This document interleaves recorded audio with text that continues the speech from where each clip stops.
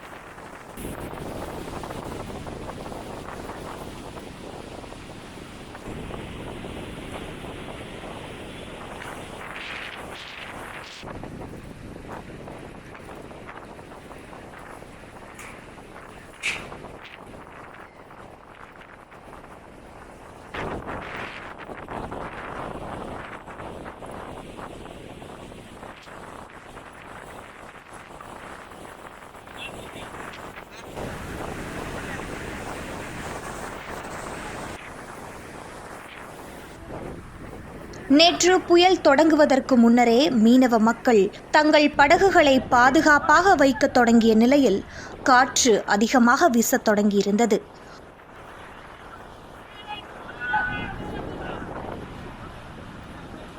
பொதுவாக புயல் மழை காலங்களில் அதிகம் பாதிக்கப்படும் மீனவர் குடியிருப்புகளை இந்த நிவர் புயலும் விட்டு வைக்கவில்லை.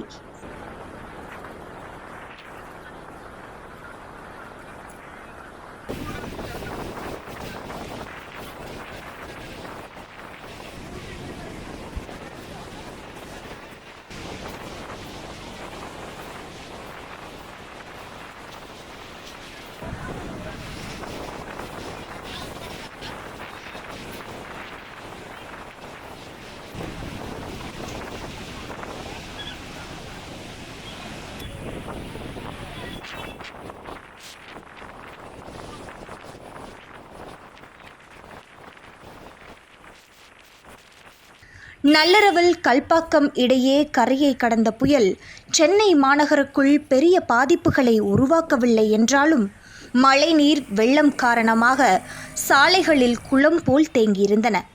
சாலைகள் முக்கிய சாலைகளில் மரங்கள் வேரோடு சாய்ந்ததில் அவற்றை அப்புறப்படுத்துவது பெரும் பணியாக இருந்தது.